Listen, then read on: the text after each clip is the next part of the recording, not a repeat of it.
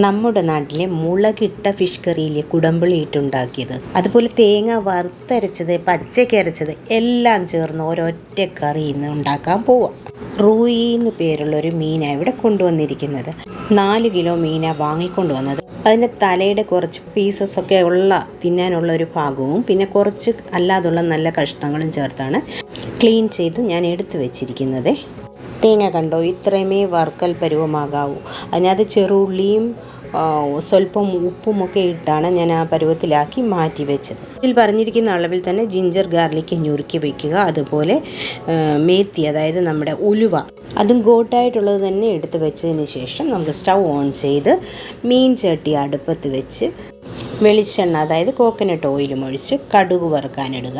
കടുക് ഒന്ന് വറുക്കാൻ പൊട്ടി തുടങ്ങുന്ന പരുവാകുമ്പം ഉലുവയും കൂടെ അങ്ങ് ഇട്ടേക്കണം. കടുക് പൊട്ടി കഴിയുമ്പോഴത്തേക്ക് ഉലുവയും അതിൻ്റെ പരുവത്തിനായി കഴിയും. അപ്പോൾ പിന്നെ നമ്മൾ ജിഞ്ചർ അങ്ങ് ഇട്ടിട്ട് സ്വല്പം ഉപ്പും കൂടി ഇട്ട് ഒന്ന് ഇളക്കി കൊടുക്കണം. ജിഞ്ചറിൻ്റെ പച്ച സ്മെല്ല് മാറുമ്പോൾ ഗാർലിക്കും കൂടെ അതിനകത്തോട്ടിട്ട് അതിൻ്റെ പച്ച സ്മെല്ലൊന്ന് മാറിക്കഴിയുമ്പം നേരെ സ്റ്റൗ അങ്ങ് ഓഫ് ചെയ്യുക. എന്നിട്ട് ഇതിൽ പറഞ്ഞിരിക്കുന്ന അളവിൽ എല്ലാ മസാലപ്പൊടികളും, മുളക് പൊടി, എല്ലാ മസാലപ്പൊടികളും അതിലേക്ക് ഇടുക. ഇട്ട് നന്നായിട്ട് മിക്സ് ചെയ്യുക. മിക്സ് ചെയ്യുമ്പം സ്വല്പം ഉപ്പും കൂടി ഇട്ട് മിക്സ് ചെയ്യണമേ. തേങ്ങ അരയ്ക്കുന്നതായതുകൊണ്ട് എരിവ് കുറഞ്ഞു പോകും. അതുകൊണ്ട് ഞാൻ കാശ്മീരി ചില്ലി പൗഡർ എടുത്തതിൻ്റെ കൂടെ എരിവുള്ള ഒരു 2 സ്പൂൺ ചില്ലി പൗഡർ കൂടെ ഇതിലിട്ടിട്ടുണ്ട്. അതെല്ലാം ഞാൻ അളവ് കറക്റ്റ് ഇതിനകത്ത് പറഞ്ഞിട്ടുണ്ട്. അതുപോലെ തന്നെ ചെയ്താൽ മതി. നന്നായിട്ട് നല്ലപോലെ മിക്സ് ചെയ്തതിന് ശേഷം കറിക്കായി 2 ഗ്ലാസ് വെള്ളം എടുത്ത് വെക്കണം. എന്നിട്ട് സ്റ്റൗ ഓൺ ചെയ്യുക. ഏകദേശം എണ്ണയിലെല്ലാം മിക്സ് ആയിരിക്കുവാണെന്ന് പറഞ്ഞാൽ ഒന്നുകൂടെ ഒന്ന് ഫ്രൈ ആകണമല്ലോ. നന്നായി ഇളക്കി കൊടുക്കുക. മുളക് പൊടിയുടെ കളർ ചേഞ്ച് ആയി പോകരുത്. അതിന് മുമ്പായിട്ട് വെള്ളം ഒഴിച്ച് കൊടുക്കുക. വെള്ളം ഒഴിച്ചിട്ട് നന്നായിട്ട് അതിനെ മിക്സ് ചെയ്യുക. കുറേശ്ശെ വെള്ളം ഒഴിച്ച് മിക്സ് ചെയ്താൽ മതി, ഒന്നിച്ചിങ്ങനെ ഒഴിക്കണം എന്നില്ല. അങ്ങനെ മിക്സ് ചെയ്ത് പൊടിയെല്ലാം അതിനകത്ത് നല്ലതായിട്ട് കലങ്ങി മിക്സ് ആകണം. ഈ സമയത്ത് തന്നെ അതിൻ്റെ ഉപ്പൊക്കെ കറക്റ്റ് ആണോ എന്ന് നോക്കുക. ഒരു പൊടിക്ക് ഉപ്പ് മുൻപോട്ട് നിന്നില്ലെങ്കിൽ ഉപ്പ് കുറവാണെന്ന് അതിൻ്റെ അർത്ഥം. മീനിനും എല്ലാം പിടിക്കാൻ ഉപ്പ് വേണമല്ലോ. എരിവും അങ്ങനെ തന്നെയാണ്. നല്ല എടുത്തറിയുന്ന പോലെ സ്വല്പം എരിവുണ്ടായിരിക്കണം. ഇനി നമുക്ക് മലബാർ ടമറിൻ്റെ, അതായത് നമ്മുടെ കുടംപുളി, പുളി ഇത്രേ ഇടാവൂന്നൊന്നുമില്ല. കുറച്ചുകൂടെ പുളി ആവശ്യമുള്ളവർക്ക് പുളി കൂടുതലിടാമേ. പിന്നെ കറി ലീവ്സ് ഇട്ടിട്ട് ഞാൻ അടച്ച് വെക്കുവാണ്. സ്റ്റൗ ഫുള്ളിലാക്കി വെച്ചാണ് അടച്ച് വെച്ചത്. 2 മിനിറ്റ് കഴിഞ്ഞ് ഒന്ന് തുറന്ന് നോക്കുക. നന്നായി തിളച്ചൊന്ന് മനസ്സിലായല്ലോ. അപ്പോൾ ഒന്നുകൂടെ അടച്ചൊരു 5 മിനിറ്റ് കൂടെ സിമ്മിലിട്ട് തന്നെ നമുക്ക് വെക്കാം. എന്തിനാ അങ്ങനെ വെക്കുന്നതെന്ന് വെച്ചാൽ പുളിയും എല്ലാം ഇറങ്ങി നല്ലപോലെ അത് മിക്സായി കിട്ടാൻ വേണ്ടിയിട്ട്. എന്നിട്ട് അതിനെ ഓപ്പൺ ചെയ്ത് നമുക്കിങ്ങനെ കഷ്ണങ്ങളെല്ലാം പെറുക്കി നിരത്തി ഇത് കാണിച്ചേക്കുന്ന പോലെ ഇങ്ങനെ താഴ്ത്തി കണ്ടോ, കറിയിലിങ്ങനെ മുക്കി ഇങ്ങനെ എല്ലാ മീൻ കഷ്ണങ്ങളും ഇടണം. ഒന്നുകൂടെ ഞാനതൊന്ന് താഴ്ത്തി കൊടുക്കുക തവിയും കൊണ്ടേ. അങ്ങനെ ഒന്ന് നല്ല പോലെ മിക്സ് ആക്കിക്കൊണ്ട് സിമ്മിൽ തീ കിടക്കുവാണേ.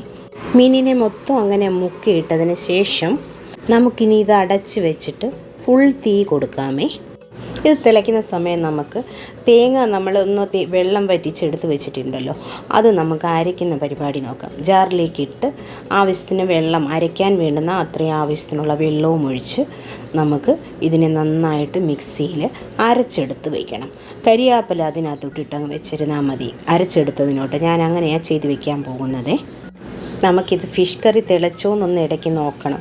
ഏകദേശം തിളച്ചെന്ന് മനസ്സിലാകുമ്പോൾ നമ്മൾ എന്ത് ചെയ്യണം, സിമ്മിലിട്ട് വീണ്ടും 5-10 മിനിറ്റ് കൂടെ തിളപ്പിക്കുക. കാര്യം അതൊന്ന് ഇച്ചിരി വറ്റണം.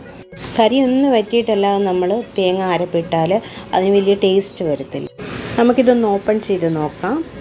ഇങ്ങനെ വെള്ളം കിടക്കരുത്, കറി കിടക്കരുത്, സ്വല്പം കൂടെ വറ്റണം. അതുകൊണ്ട് ഇനി നമുക്ക് ഒന്നുകൂടെ ഒന്ന് ഇളക്കി വെച്ച് അടച്ചൊരു 5 മിനിറ്റ് കൂടെ തന്നെ വയ്ക്കാമേ.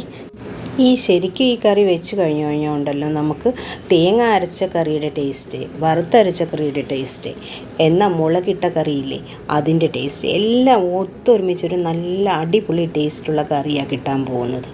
5 മിനിറ്റ് കൂടെ ആയി. നമുക്കിത് ഏകദേശം വറ്റി കാണും. നമുക്ക് ഓപ്പൺ ചെയ്ത് നോക്കാം.